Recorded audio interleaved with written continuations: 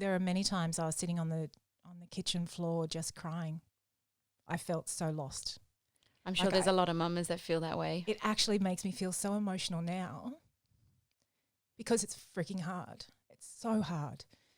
And there are so many times where I questioned who I was, what I wanted, how I was going to get there, how I was going to make it work. Because on the outside of a business, you know, you present yourself with this incredible look at me because you're trying to attract customers all the time. You don't want to say, oh, it's really freaking hard and I'm not coping. Mentally, I'm not coping.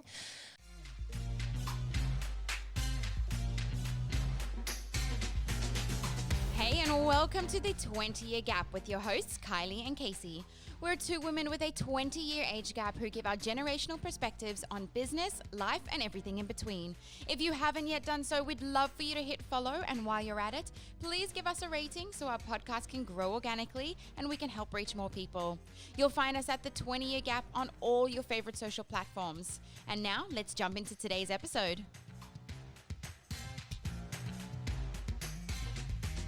Alrighty, welcome to today's podcast, everybody. Today, Kylie and I are going to be chatting about how to grow and build a business while being a busy mama. So this topic came up because we put a shout out on Facebook for anybody that did want suggestions on topics or things that we can talk about. We're always looking to talk about things that you guys obviously want to listen to. And one lovely lady came back and said, please tell me, how do you run a business or start a business or grow yourself when you're trying to be a busy mama? So Kylie, you've got a very great story, a very interesting story. Tell us a little bit about how you came to be a business owner. Well, mine is interesting because what actually happened was after I had my first child, so she's now 15, after I had her, my sister was working as a graphic designer for a publication in town. And we started chatting about how I might want to get back into the workforce and, you know, what that looks like for me now because I'm a first-time mama and how do you fit that in? But I did need to go back to work for financial reasons. And I was breastfeeding at the time, which was a challenge in itself when you're wanting to kind of pull yourself away from your child. Anyway, she told her employer that I'd been in real estate for many years and I would be the perfect fit for their publication for their real estate section. And so she lined up an interview. I said yes because I was looking at opportunities and options and all that sort of stuff. So I rocked up and I had a feeling that it wasn't for me. However, in the interview, the guy said, oh, look, I've got your business cards on their way and I've got your name badge ordered. And I'm sitting there going, you what? What do you mean? So you thought it was an interview and suddenly it's like, nope, your first day on the job. This is your induction. Yeah, like it was like, what? Hang on a second, let's just rewind a little bit. This is all just moving too fast. And I'm going, what do I do with Kira? I breastfeed her. Oh, shit, I've got to put her into daycare. And there's all this stuff that was going through my mind. But at the same time, I couldn't let him down because I was brought up to value, when people give you something. Yeah. So to me, he had already spent this money on me and how could I possibly let him down? Yeah. That just did not sit well. So I said yes. Yeah. So just give to a bit perspective people don't know your family. Kira's now 15. She's 15. Yeah. 15. So this was quite a while ago. It is a while ago. So anyway, I started and I was carrying the porta cot upstairs and she was crying and I was feeling like a complete failure and just trying to learn a new role and all that sort of stuff. And anyway, so I stayed there for a little while and then I ended up at this other business. It was one of the salespeople at this particular publication. He went out on his own and he said, look, would you like to come with me? And at that time I wasn't comfortable with where I was. And so I said, yes. And that, like I said, there is a big story behind it. I worked with him for a little while, built his business up, found his major client, worked on many projects with this particular brand. And then he turned around on a Friday afternoon at 4:00. And I'd already sensed something was going to happen and I was questioning him up until this time, but he was denying everything. And he called me in at 4:00 and said, don't bother coming Monday, I'm out of here. Like just packed up and was like, close the doors. Packed up and gone, like literally ran for the hills because he was, he owed money and he needed to escape. So at this point, not only did I have Kira as a little girl, so she was just about to turn 2. It was I was 5 months pregnant with Riley. So I was sitting there thinking, oh my God, like what do I do now? Like nobody's going to employ me at 5 months pregnant. And I'd already sensed all this stuff was happening. Anyway, my sister was working with me at the time with this fellow. And so I remember we came home Friday afternoon and we sat down and we went, well, I think we've just got to do something ourselves and go back to the client on Monday and say, listen, this guy's gone. He probably hasn't told you yet, but we can take over. So this is how Hot Graphics was born. We came up with the business name and the logo and then went in Monday morning, Department of Fair Trading, and registered. Went around to the main client and said, hey, here we are. We're going to continue. It's just that the invoicing will come through from a different business name. And so we built that over, I think it was 8 years. This is when Hot Graphics. Yeah, sorry, Hot Graphics. And the GFC was happening and, money was scarce. My confidence was scarce. I didn't really know what I was doing. So how did you balance, now starting this brand new business, trying to grow this business with a toddler and pregnant? Like, tell us a little bit about how did you balance your time, family and business, to grow? Because Hot Graphics ended up being quite successful in town. So tell us a bit about that journey. So I faked it. I 100% faked it, which, let me tell you, I had to fake it for many years, which is why I've had to sort of peel the onion layers back, and that's another story in itself. But I was basically working right through the day, right through the night to get publication stuff out, and then Kira would come out in the morning. Like I'd say to Tanil, we're working in the back of our house here, and I would say to her, listen, we need to go and have a sleep, even if it's for 2 hours, because Kira's going to wake. And we'd no sooner lay down on the lounge and here came Kira. And I'm like big belly out. And I actually had Riley on a day that, like I was driving and I came back here and I said to Tanil, I've got these really like a funny stitch. This is my second time having a baby. I should have identified the fact that I was in labour, but I didn't because I was too in the moment. So you literally, like you guys were working almost like 20 hours a day, like just trying. So you just burning out, just almost busting our ass. Yeah. To be frank with you, like we were doing our utmost to get the service that we were doing out in time. And one of the other things that we landed this newspaper, and so of course that was a very regular thing. And so to meet publication deadline, you just had to do what you had to do. Yeah. And so this is where some women say, well, I don't have enough time. Well, guess what? If you want to make it happen, you have to create the time. We've all got the same amount of time in 24 hours.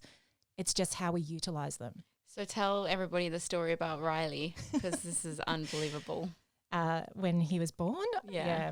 So I came home and I had been driving Tanil's little Feroza, little short wheelbase four-wheel drive, and it was really bumpy. So I came home and I'm like, oh my God, threw the keys at her and I'm like, your car sucks, man. Like I've got the biggest stitch. It's ridiculous. And anyway, she was like, that's weird. It's not, it's not really that bad. Anyway, I kept complaining on a regular timed basis to the point where she started to look at the clock and I was 3 minutes apart. And she's like, do you think you might be in labour? And I'm like, no. Oh, wait. Yes, I am due. Shit. So you forgot your due date. Well, we were so busy. We were so consumed with getting invoices out to be paid. That was life then. Like it was hectic as hell. And so, I guess I did. And I then went to the hospital that night and I had Riley, and I remember it was around midnight and I was pacing up and down because it was driving me insane being in there because my mind was still going, and I'm like, it sounds really terrible, and this is why I've carried a lot of mum guilt for many years, is because I kind of felt like it was an inconvenience at that time because I wasn't ready. Same as Kira. I wasn't ready when I had her. I was meant to still finish off that day at work. It was my last day of work and I was going to have 3 weeks off, and she came on that day. I don't plan things very well when I'm having babies. That's why 2 was enough. So I then was pacing and I went out to the nurse's station around midnight and I said, how do I get out of here? I need to get out of here. And they said, well, you've got to wait until the doctor does his rounds in the morning. And I said, well, put me down as first. I need to get out of here. So I was out in the morning and I was back at my computer at lunchtime because I had to make it happen. I had to do it again. And I was like trying to comfort this brand spanking newborn baby that wasn't even 24 hours old and trying to do the work because I needed to invoice it. It was, when I think about it now, it blows my mind. That is ridiculous. Now, obviously, I mean, Hot Graphics did really, really well. And you had it for, you said 8 years, but what was the point where you eventually said, like, did you realize at one point that, you know, it was consuming too much of your life? It was taking away from your family's lives.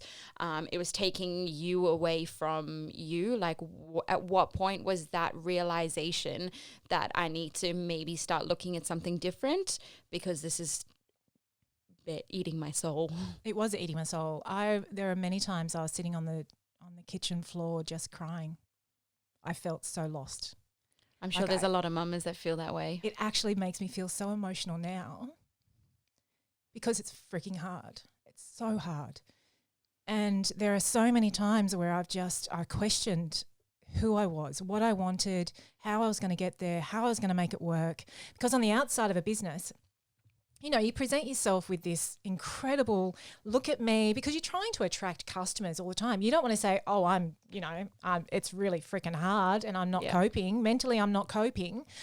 And, you know, you've got your overheads to meet and all that sort of stuff. And you're trying to keep your staff happy and you don't want to show them that it's hard for you. So there was a time where I was just really not even the person that I am today. I can't even imagine going back to that person. I was so empty. So to come back to your question, an acquaintance of mine asked to have a coffee. And actually it was at Key Lime. Oh, really? It was at Key Lime that you guys used to have. I sat with her and had a coffee and she said to me, she looked me in the eye and she said, Kylie, where do you want to be in 5 years' time? And if you continue doing what you're doing now, will you be there? And I literally came undone. Like full-blown ugly tears came undone because I'd been working so hard and wanted to be the perfect mum, perfect wife, perfect like everything. I wanted everyone to like me. And so I'd been working on all of that outside stuff and I hadn't done anything on the inside at all. I'd stopped dreaming. I don't know that I ever did dream. I don't know that I ever created like a vision for my future. I was just so stuck in the motion of doing, like, just existing, just trying to get through life. And so anyway, she asked me that and I completely lost my mind and just went, oh my God, like what is, and that's a really tricky question to ask somebody because there's this almost like this tipping point of do you ask somebody that question and if they're in the wrong frame of mind, that could go horribly, horribly wrong.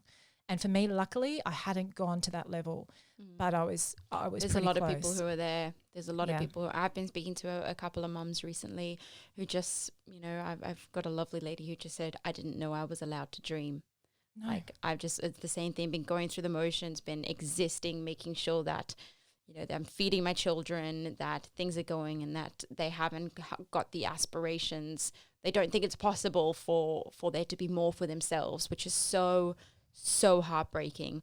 So what happened after that turning point, after you were asked, where do you want to be in 5 years, and you realized that you were not on your right path? So I linked arms with her, and she had an online business and I joined that online business, even though I didn't have the money to do so. I just, you know when things just happen, I feel like things happen for a reason a lot of the time. Yeah. And there was enough money on one of my credit cards that allowed me to join this particular business. And because it was online, I could do it in my own time, in and around the family. And I already knew that I could push myself to create the time if I needed to create the time. I am so good when my back's against the wall. Yeah. When my back's not against the wall, I can sort of drop the ball a little bit. But when my back was so firmly placed against that wall that I had to do something different, otherwise nothing was going to change. And so anyway, I joined her business, linked arms with her, and she showed me the self-development world. It was like, it's so hard to even explain, but this thing just lands and you just go, oh, where has this been all of my life? I didn't know these people existed that breathe life into you, that breathe confidence into you, that you start to find the confidence within yourself. You start to look at the things that you hated or that you thought were trying to destroy you, and then you see them as how they've created the strength within you. And I started to distance myself from the toxic people in my life, and I went towards the people who were there to help me. Yeah, it really is, isn't it? The moment you come into a world of personal development and people that want to help build you up instead of like the competitiveness of business that want to try and tear you down or, you know, beat you out, or, you know, the moment you do come into a world like that where people, exactly, friendships form, you encourage each other, everybody dreams together because now suddenly you have something in front of you that's telling you, you can do this, you can have the life you want, and anything is possible. Like, that's what people love, and that's why that system is so good for that. And also personal development, the moment you do realize that there is help out there, that there's a lot of people talking about struggles, that you're not the only one. A lot of the times I know mums, I've spoken to mums, you've spoken to mums who do feel like they're on the kitchen floor crying, just don't know how and what direction to turn. And like, I take my hat off to you for getting to that point and not going, well, I've already put 8 years and so much effort into hot graphics. Like, how did you walk away from that? Mm-hmm. Like, so much of your time and like the first 8 years of like your kids' life, you know, you've poured into this business. How did you just go, no, this is enough? Like, what did you do after that? I missed out on a hell of a lot of their little growing up days because of hot graphics, to the point where I would attend the networking meetings of breakfast networking, and my sister would come. She'd come over here and get my kids ready for daycare and drop them at daycare whilst I was at the networking events. And people thought that we were a gay couple. Some people, because they'd say, "Oh, so where's Tennille? Oh, she's taking the kids to daycare." So they just assumed that we were a gay couple. And we don't look the same, so, you know, most people don't see us as sisters. But because I'd invested so much into that business and lost so much along the way, that when it came time that I could sell it or close the doors, I chose to give my server of all of my clients to the graphic designer and all of the hosting people to the guy that was hosting all of our websites. And I just said, there you go, that's my gift. I'm just walking away. I had to. I couldn't face doing anything else. And it was actually super hard to do that because, again, like I said to you, I had lived with this facade. I was never, ever transparent. It's not a safe place to be transparent in business like that, because if a client doesn't feel comfortable and safe with you, and that you could vanish tomorrow as if they're going to invest with you. Yeah. So there was always this this feeling of I had to project a particular being. Like, I was actually told by one of the clients that I was, what was the... You're putting on a facade. Yeah, no, he said that I was the best self. I wish I could think of it off the top of my head now. I used to own it. That basically I sold myself every day, the way that I dressed, as in I was always in branding, because that's what we did. We were branding. So I was always branded. I always spoke a certain way. People probably thought that they knew me, but now that I've connected with these people since I've actually walked away from the brand Hot Graphics, all of a sudden Kylie has appeared. And I did a little video recently, 12 months ago, where it felt like I was stepping out into the light because I'd been hiding for so long, that all of a sudden, just by being transparent, this is who I am, this is how I speak, I swear, I laugh, I have fun, all of those things, I've stepped into the light, and I am who I am. Like, there's no hiding anymore. So now it's been a couple of years since you've stepped away. When did you close Hot Graphics? How long ago did you close Hot Graphics? So it was 2013 when I closed. You closed in 2013. And funny enough, there are boxes still in my garage full of Hot Graphics stuff, because you're supposed to keep your paperwork for 7 years. And we had the fire burning out the front in the fire pit. And I said to Glenn, I'm going to open one of these boxes and just start burning the stuff if it's been 7 years. I feel like it's about 7 years.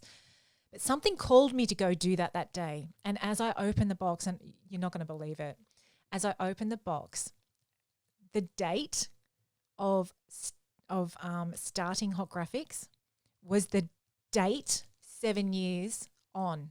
So to the day. To the day. Wow, that's I took freaky. a photo of it and I sent it to Tennille and I said, would you believe I felt called to come and open this box today and I'm going to start burning it. Because it's the last thing I need to do is just be completely gone, because there are some beautiful memories, like some incredible memories. We won awards and we went to lots of events and we celebrated a lot. We had a great time, but at the same time, it stole so much time from my family, from my head, from the way I felt about myself.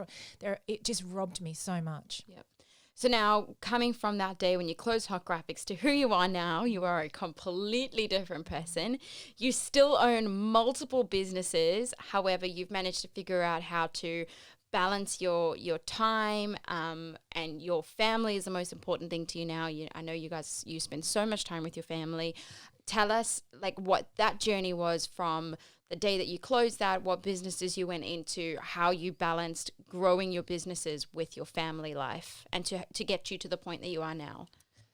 The biggest question I ask myself when somebody presents me with an opportunity or says, can you come do this for me, is, am I still a mum first? So providing I always think because that's what I wanted to get back to. I was robbed of so much time that I wanted to be a mum first now. Even though they're now 13 and 15, they're very self-sufficient. They cook, they clean, when they're asked, they do all those things. They can stay at home by themselves. They don't need me. And that's what I realized too, is that when they're so little, they need you. You are the biggest thing in their life. When they're older, they don't rely on you as much. But I still want to be there. I still want to be there, so when they do come home from school and if they've had a shit day, I'm there. So for me, when I'm looking at businesses or growing a particular business, I want to be here. And that's how I think most women want to juggle. So yes, you want to be able to do your business from your laptop or from your phone. You want to be on the phone, but you can pick and choose the times that you do that. And it's not when they're home. There will be times when they are there and you have to do something in your business.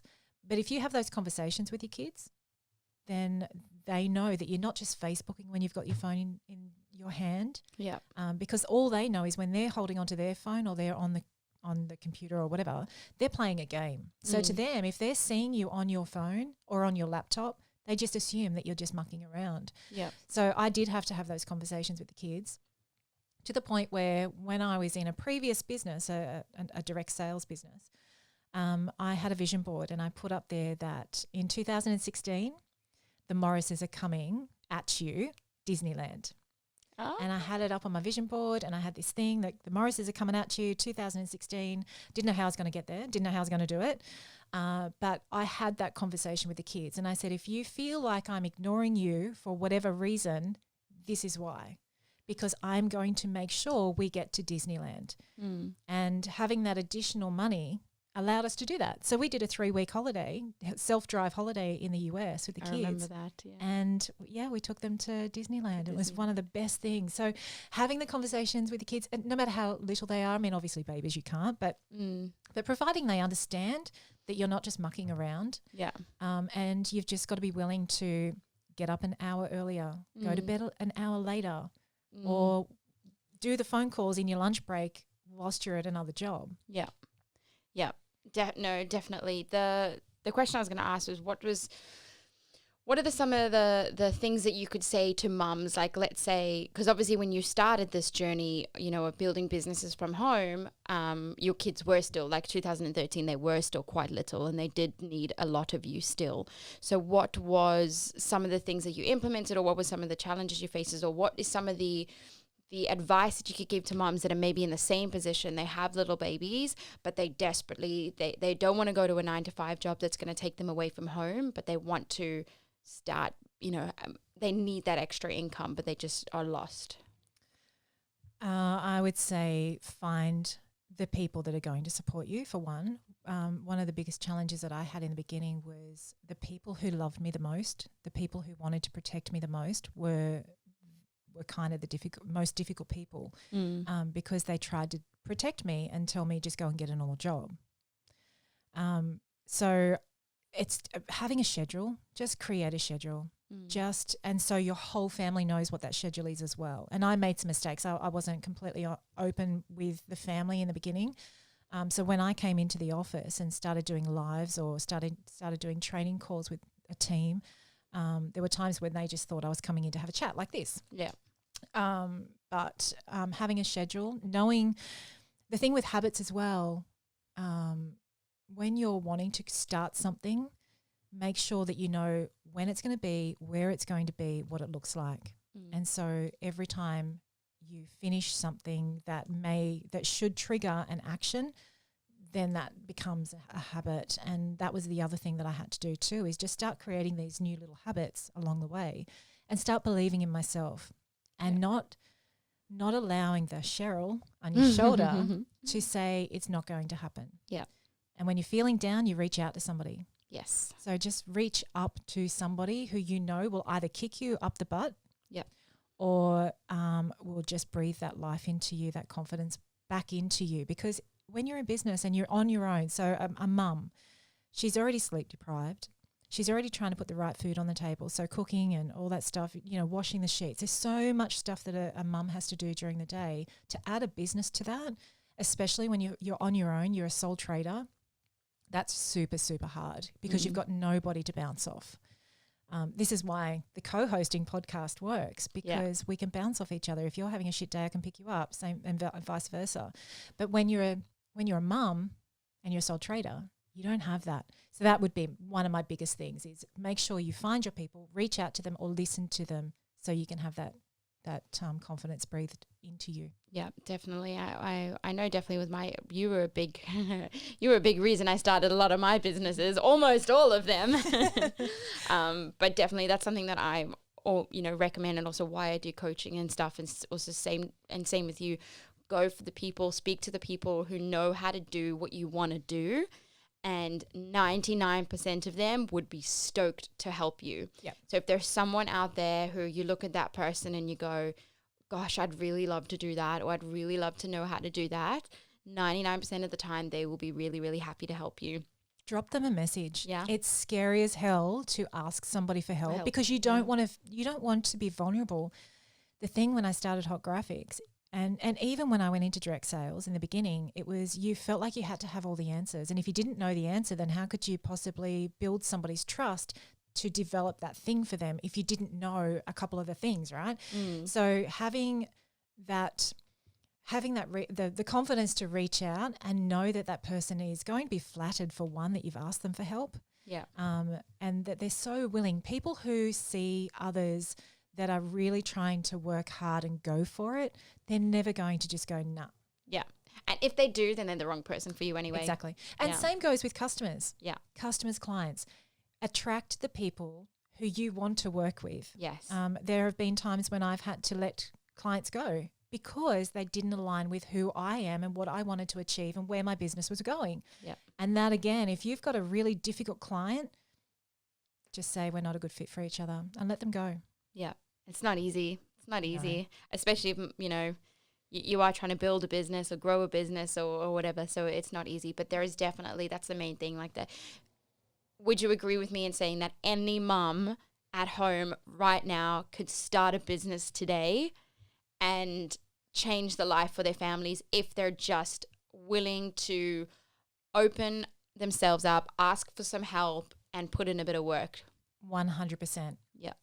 Honestly, like I said to you, I was sitting in a place where if I didn't make a change, if I didn't change the way I did my days and add something in, there is no way I'd be sitting here doing this right now. Yeah. No way. No. I was this little hamster on the wheel and tripping up all the time and feeling like I was never getting anywhere. And it was that one moment in time that I went, I'm going to believe that person's belief in me. I didn't have the belief in me. I had to put my trust into that person's belief in me. Yeah. And I had to link arms with her. Yeah. And then that's where all of this whole journey, and there's a massive story. You've only got a little snippet of it, but there's a massive story behind it. And little by little, inch by inch, day by day, month by month, you start to build the confidence in yourself. And then you go, do you know what? Actually, I was born for a reason. Yes. I'm not here to be somebody else's slave or somebody else's go-to. Like, that person will just pick up the pieces. It'll be right. I was here to actually make a difference. Yep. And it's finding what that difference is can be hard. Yep. But it does come. It will drop one day. Yeah. And another thing, possibly just to end off on this, and I know you're a very big advocate of this, and it's, your children are watching you. Oh. Your children are seeing what you are doing. And I had to ask this to one of my clients the other day, saying, if your child is going to grow up to be you, how do you feel about that? Massive. Yeah. That's a massive question. Absolutely. And if that doesn't give somebody tingles and make them really sit up and take notice of what their actions are every single day, then your children are watching you. They are mimicking you. They're learning from you. Even if you don't realize it, they don't realize it, but you are their superheroes. So definitely, I know your kids admire you so much, and they're all already talking about starting their own businesses and going off and doing their own things. I mean, look at Kira. Kira's already started like 2 different businesses. Yes, she has. And she's 15 years old. Yeah. So take a look. And if you need those people to help you out, that's what we're here for. Absolutely. If you are a mama and you have resonated with something that Kylie has said, Kylie's been down in the dumps. She's been through it all. She's been through the hard times. She's been through the struggles. And she's gotten herself to the point where a lot of moms, I'm sure, look at you and go, God, she's got it all together. Which is not always. I was going to say, it's not always true. Some days I feel like, holy shit, Kylie, what's going on? You're out of control. But that's more about me being... I'm naturally an overachiever. Yeah. I'm naturally I love a challenge. Yeah. So I will keep piling on. I'm now a yes person. Before I was a no, and I actually challenged myself to be a yes person, and that created a little bit of a monster inside of me. So I'll say yes to things and then go, oh shit, we got to figure this out. How am I going to do that? Like you might say, let's start a podcast. Yeah, let's do that. Oh shit, do I have to talk in front of people? Yes, you do. Okay. That's pretty much how this started. How pretty exactly much everything how it started. We were like, and all the things, and again, like we said in our last podcast, we do have some exciting things coming. And I've said some things to Kylie like, oh my God, we're going to do this. And she's like, okay. It's going to be way out of her comfort zone, but we're going to do it. I'm going to get hurt. No, you're not. I've got a skinned knee from pole dancing the other day, though that was my that was my fault. We did that, because that was my idea. And that was a very worthy injury. It was. But anyway, guys, if you are listening to this and you do need any sort of help, Kylie and I are always a message away, a phone call away, anything that you need, even just someone to talk to listen. Like, we're really, really good listeners. You've been listening to us. Yeah. So we're happy to listen to you. And again, if you've got any ideas for things you want our perspectives on, things you would like to hear in our podcast, things for us to talk about, definitely shoot us a message and let us know. We're always keen to talk about things that you guys want to listen to. And yeah, we hope you've enjoyed today's episode. Do you have anything more you want to share? No, just if you've got something, if there's been something that has been with you for years and it's like this little idea and you think it's kind of a little bit crazy and you're not sure how to do it, or if it's worthy, or is there a demand for it, or anything like that, that is something tapping you on the shoulder all the time, bringing you back and bringing you back and bringing you back. You're meant to actually do that. So if you've had an idea or whatever it is, the universe is giving you a sign. And you've been putting it to bed, throw it to us. Yeah. And we'll give you our honest feedback. And I mean, we don't have all the answers to everything. However, just getting it out there can sometimes be exactly what you need to do. Yeah. And we're pretty positive people. Yeah. But we're honest too. Like if we think it's really stupid, then we may actually say it's really stupid. But also if we don't have the answers we'll either figure them out or put you in touch with somebody who does have the answers. Yeah. So yeah, definitely. Anyway, I really enjoyed today. Thank you. Thank you for sharing, going really deep. And if you guys watch us on YouTube, you will see Kylie get a little bit teary, which made me a little bit teary. But anyway, guys, thank you so much for joining us for another podcast. Stay tuned. We do release a podcast every Thursday, and sometimes we surprise you one with again throughout the week. So we hope you have a fabulous day, and thanks, thanks, Kylie. We can't wait to speak to you soon. Bye. So we hope you enjoyed today's episode, and remember, if you got something out of what we discussed today, please hit the follow or subscribe button so you don't miss an episode. Also, it would mean the absolute world to us if you gave us a rating to help us grow. We look forward to bringing you more, but until then, go live your best life.